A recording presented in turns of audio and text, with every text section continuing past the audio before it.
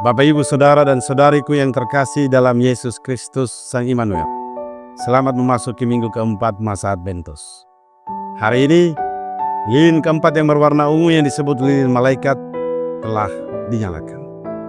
Disebut lilin malaikat karena malaikatlah yang membawa kabar sukacita, baik kepada Santa Perawan Maria maupun kepada para gembala.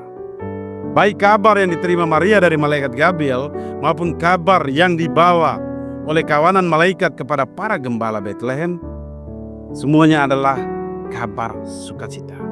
Kabar yang menegaskan apa yang telah diramalkan sejak dahulu kala oleh para nabi. Dunia patut bersukacita karena Allah peduli akan nasib umat manusia dan mengutus anaknya sendiri untuk menebus dosa-dosa umatnya. Lilin malaikat membersihkan makna perdamaian. Mengapa perdamaian? Ya, karena kedatangan Sang Juru Selamat ke dunia adalah upaya Allah untuk mendamaikan dunia dengan dirinya. Allah sendiri yang berinisiatif untuk menghubungkan kembali jalinan cinta antara Dia dan manusia yang telah retak sejak manusia pertama jatuh ke dalam dosa. Dengan kata lain, peristiwa inkarnasi melalui anak Allah sendiri yang menjadi manusia adalah peristiwa pendamaian antara Allah dan manusia, dan anaknya sendiri menjadi duta perdamaian. Jika Yesus Sang Juru Selamat ini adalah duta perdamaian, maka dengan sendirinya kita semua yang adalah pengikutnya harus meneruskan misinya yang maha luhur ini. Kita pun menjadi duta-duta perdamaian. Pertanyaannya, apakah kita layak dan sanggup menjadi duta-duta perdamaian?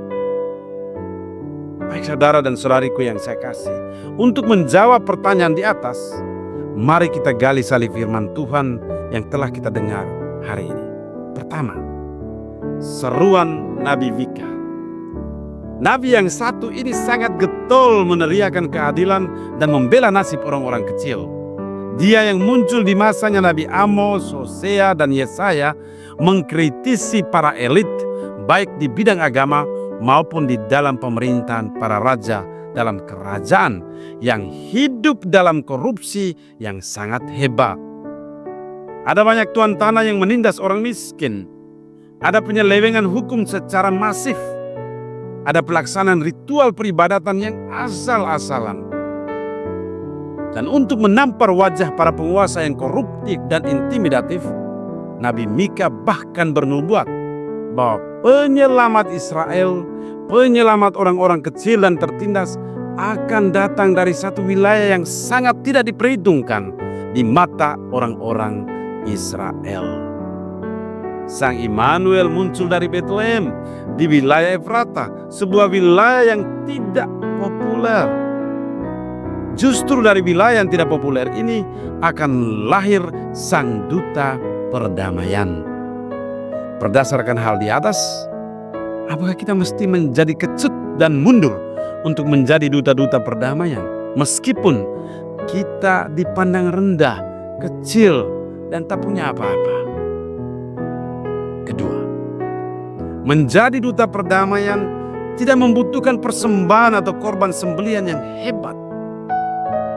Penulis surat kepada orang Ibrani menegaskan bahwa menjadi duta perdamaian bukan soal mempersembahkan kurban bakaran, melainkan melakukan kehendak Allah.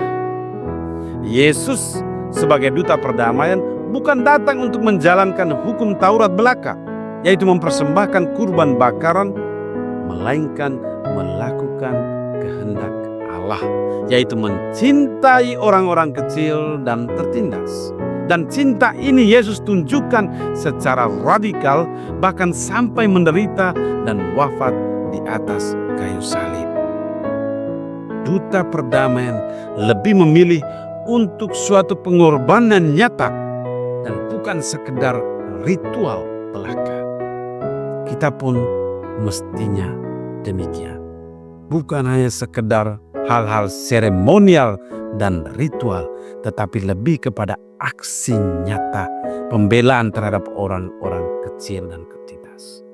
Ketiga, menjadi duta perdamaian senantiasa membawa kabar sukacita, bukan kabar yang meresahkan, bukan juga kabar bohong atau hanya sekedar isapan jempol. Dan malaikat Gabriel telah membawa kabar sukacita. Bunda Maria juga membawa kabar sukacita ketika dia datang mengunjungi Elizabeth, saudara. Bunda Maria dan Elizabeth adalah sosok orang-orang sederhana, orang-orang pinggiran yang Tuhan percayakan untuk tugas Maha Agung. Bunda Maria mengandung duta perdamaian. Bunda Maria membawa duta perdamaian di dalam rahimnya untuk mengunjungi Elizabeth, anaknya, yang juga lagi mengandung seorang nabi besar yang bakal datang untuk menyiapkan jalan bagi sang pembawa damai. Hai saudara dan saudariku yang saya kasih, Bunda Maria dan Elizabeth adalah sosok orang-orang sederhana yang dipanggil dan digunakan oleh Tuhan. Elizabeth digunakan oleh Allah untuk mengandung nabi besar yang menyiapkan jalan bagi sang pembawa damai. Dan Bunda Maria pun digunakan oleh Allah untuk mengandung sang sabda. Apakah kita dipanggil untuk tujuan yang sama?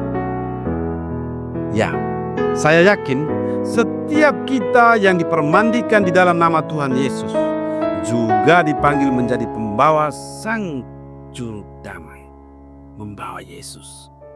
Ya, kita bukan saja membawa sang juru damai, tetapi lebih dari itu kita hendaknya mengenakan semangat sang juru damai untuk menjadi jembatan yang membawa rekonsiliasi bagi umat manusia yang terpecah-pecah. Saudara dan saudariku, untuk menjadi juru damai, pertama-tama kita mesti akrab dengan sang juru damai, yaitu Yesus Kristus. Kan keakraban itu kita bangun melalui doa, melalui meditasi, dan melalui karya amal, karya cinta kasih. Yang kedua, kita juga hendaknya mengetahui situasi konkret dunia di sekitar kita. Darinya, sebagai juru damai, kita dapat menjadi pandai menganalisa situasi sosial, dan dengan demikian kita menjadi pandai dalam mengambil langkah membawa rekonsiliasi bagi semua yang sudah terpecah belah oleh karena kepentingan ini dan itu. Kita saling mendoakan. Semoga semakin hari kita semakin dekat dengan Kristus, sang juru damai. Kita saling mendoakan. Semoga dengan kedekatan kita dengan Kristus, sang juru damai, kita pun dapat lebih getol berperan sebagai duta perdamaian, seturut pilihan dan panggilan hidup kita masing-masing. Entah sebagai imam dan biarawan, entah sebagai awam, sebagai suami atau istri, sebagai orang muda Katolik, sebagai penguasa atau pengusaha, sebagai politisi, guru dan pegawai, pedagang, petani dan nelayan, sebagai buruh bangunan, penyedia jasa ojek dan becak, dan seterusnya.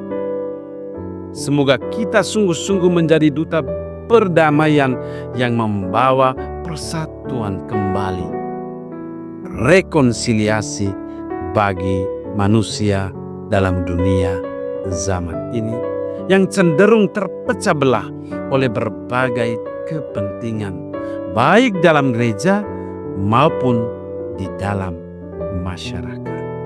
Semoga demikian. Tuhan memberkati.